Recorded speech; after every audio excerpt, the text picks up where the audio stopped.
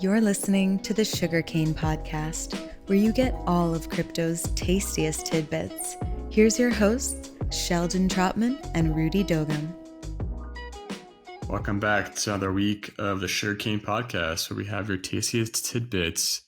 Today is DeFi. Nice. DeFi, which is our favorite thing in the world, decentralized finance.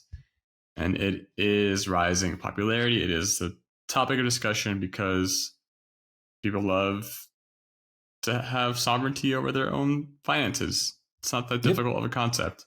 But what is involved in DeFi is a lot. Sheldon, give us a little bit about DeFi, and we'll start with like the basics of what's DeFi versus CeFi versus TradFi.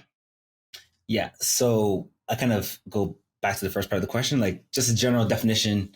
So DeFi is what's called decentralized finance. It's essentially what we're all doing here in the blockchain cryptocurrency space, where essentially it's finance that's backed by systems that can't be tampered by any one individual person. They essentially live as their own autonomous pieces of code, essentially out in the cloud, that can do whatever you program them to do. And then once they're live, they can't be tampered or altered, right? That's kind of the definition of, generally speaking, DeFi. And kind of stepping into comparison between like DeFi versus CeFi versus TradFi. So like specifically like DeFi, again, decentralized finance. CeFi is kind of a play on that, centralized finance.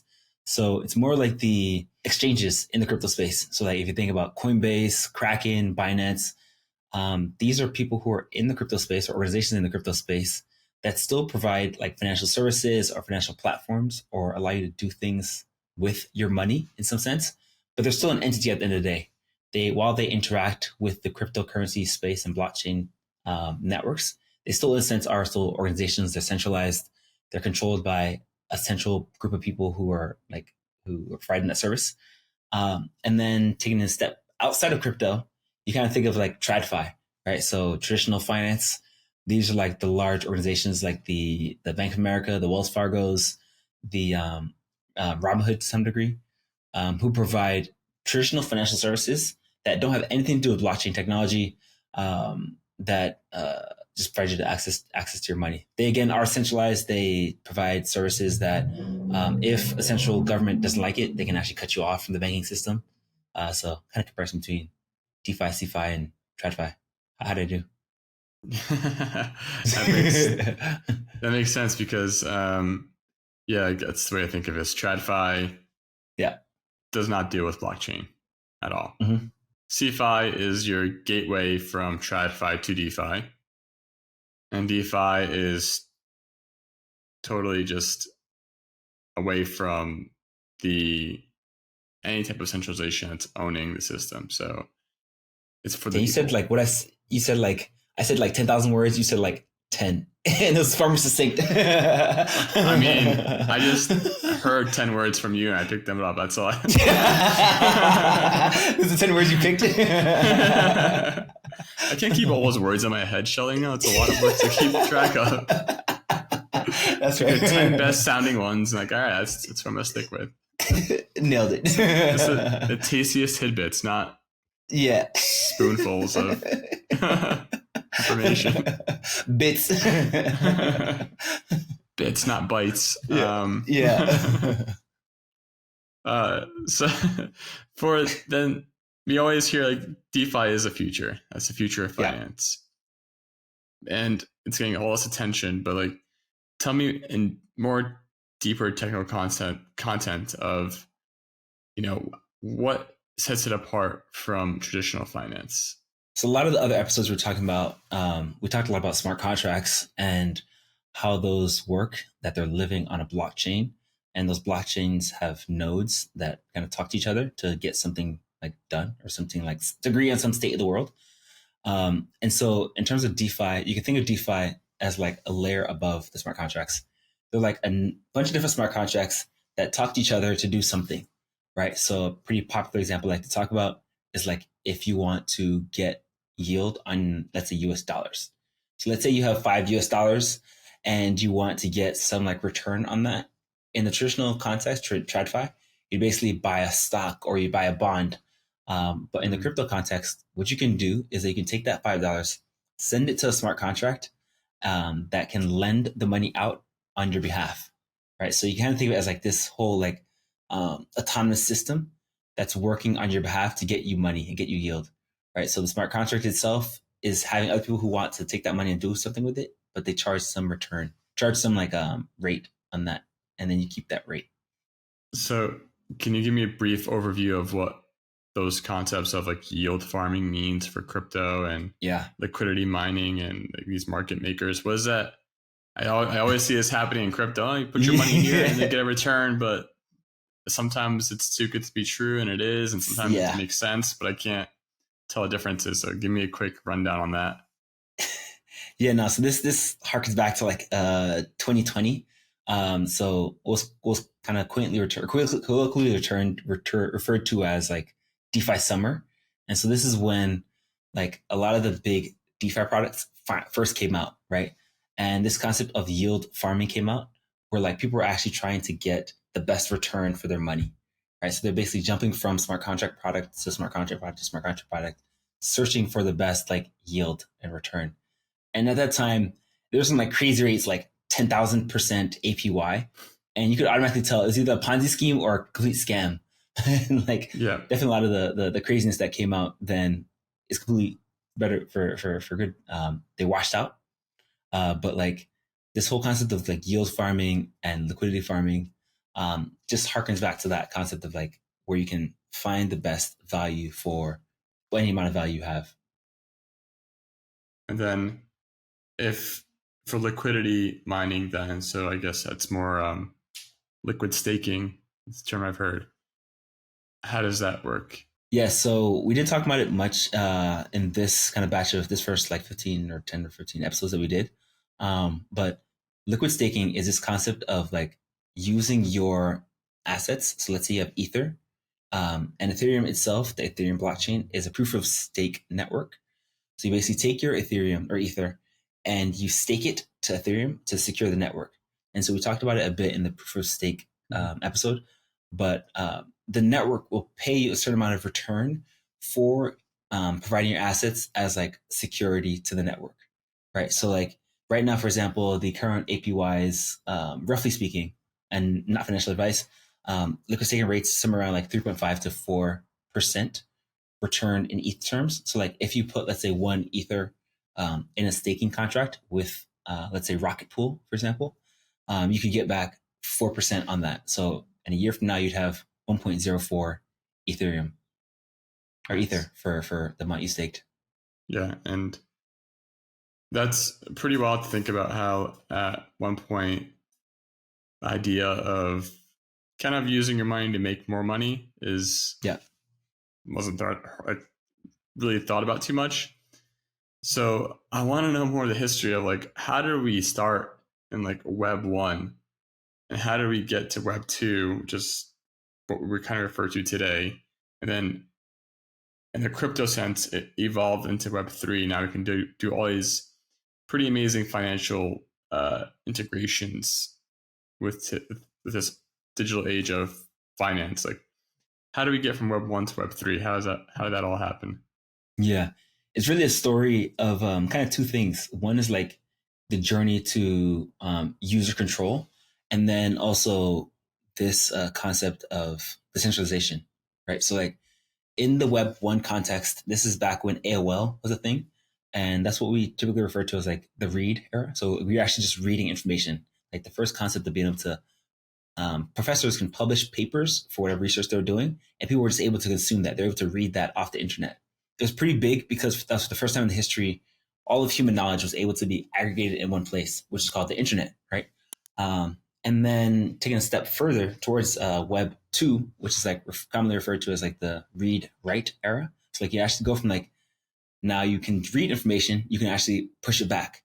And so that's kind of think about between like the 1990s and like 2010s, where like you really saw like the internet take its kind of real modern form, where like websites start to come out, blogging on like WordPress started to come out, where you can actually put content up.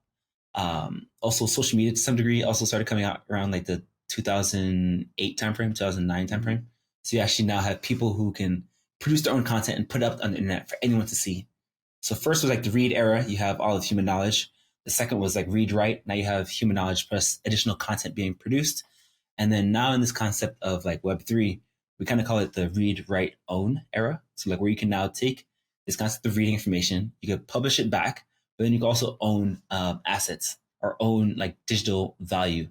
Kind of previous in the context of that is like the internet didn't really allow you to have a way to own assets or be able to actually control any kind of unique asset on chain or online. And so that's why you had the emergence of like the kind of the ads, like being able to financialize the account, financialize applications using ads. So now you can actually sell content and actually sell people on products, and people are paying for that, right?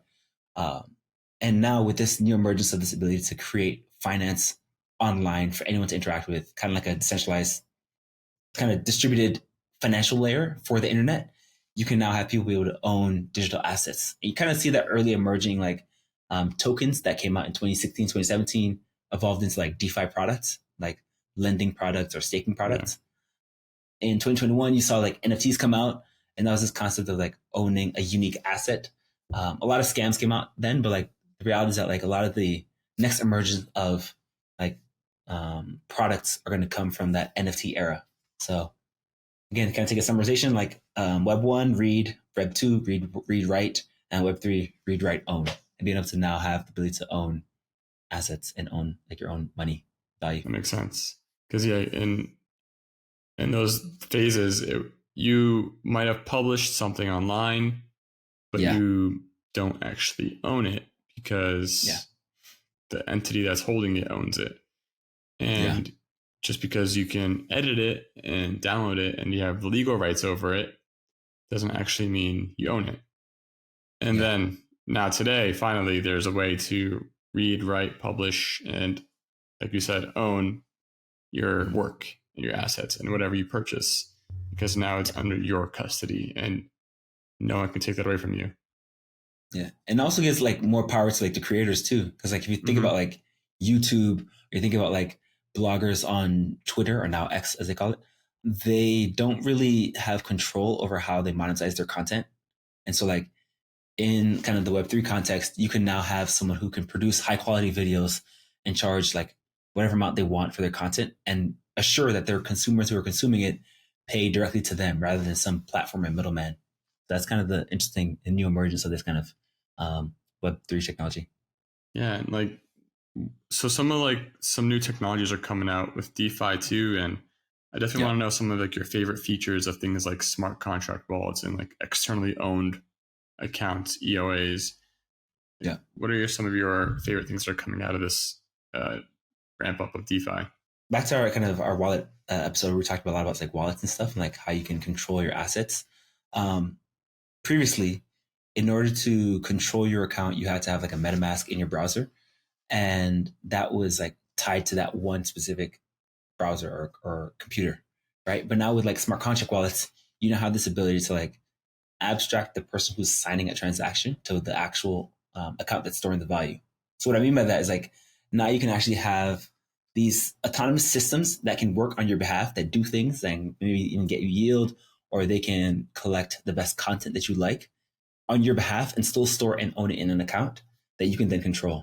So it's kind of a cool like futuristic concept that I've been thinking about recently, like this whole world of like even like AI bots that can work on your behalf, that can still accrue value, that you can still control, like because as they live on the blockchain.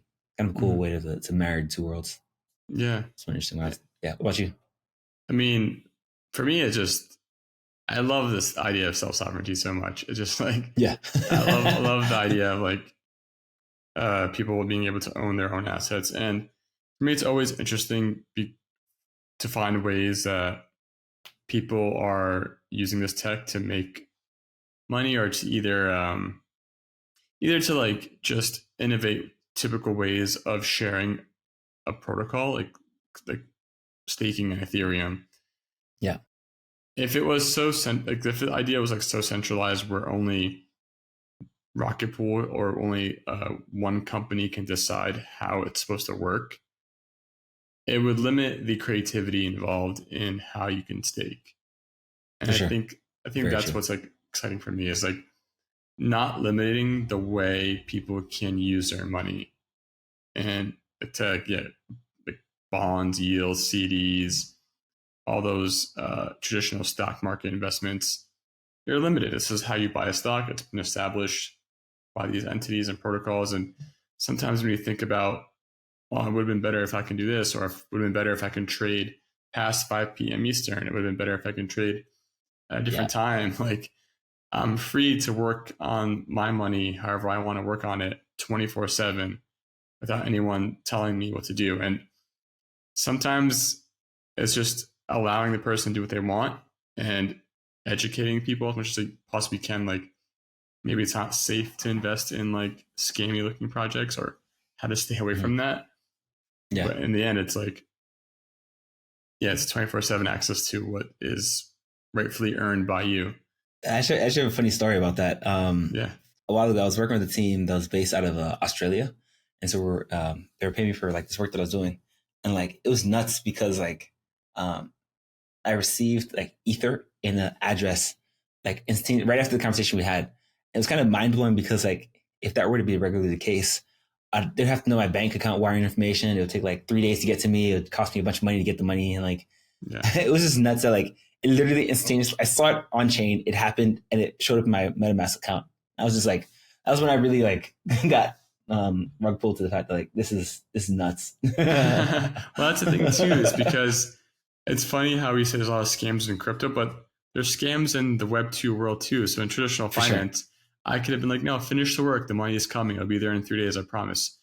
3 days later, you're working for me still. And then I'm saying, oh, no, trust me. Like, it was a bank error. Like, I sent it. It'll be there next week. You still work for me. And I keep pulling your strings along until I never actually send you money. So in this instance, now it's like, oh, I sent you the money. Okay, have it. The trust is there. It's done. Yeah. You don't have to like worry about that. So the scams aren't limited to crypto. They're unlimited to any situation, anywhere that people can creatively figure it out. So always be careful anywhere. And the other thing too is like DeFi is still technically a bit of a challenge to use. Do you think it'll ever be as easy to use as current traditional banking apps? Yeah. I'm happy you referenced that. There's a product called Sugarcane. No, in more serious context, like the Sugarcane product itself is built around just simplifying the whole experience, right? At the end of the day, our kind of saying is that we don't want you to have to think about bridges, chains, gas, interoperability, like all these kind of complex subjects, technical subjects. We want to abstract away so you just get a clean mobile experience and also access to your money and actually control your money directly to what you want and what you want to do with it. So that's kind of what the Sugarcane product is all about. And we're going to really simplify the whole experience of it all. So excited for you guys all to try it out as well. I'm excited too, because that's what's needed. Because like you said in other episodes too, is like having to worry about different tokens to pay for different transactions and different times. It's just, it doesn't matter like how experienced you are. It's just not a fun experience. The only leverage you have is the willingness to go through that experience over others. And to really bring it to the mainstream is making it easy, making it simple. So I'm excited for the future of crypto. It's going to be sweet. Thank you again. I'm excited for the future of Sugarcane. That's going to be super sweet. Super sweet. Thanks again. We'll see you next time for more episodes. Sounds good. With the tastiest of tidbits.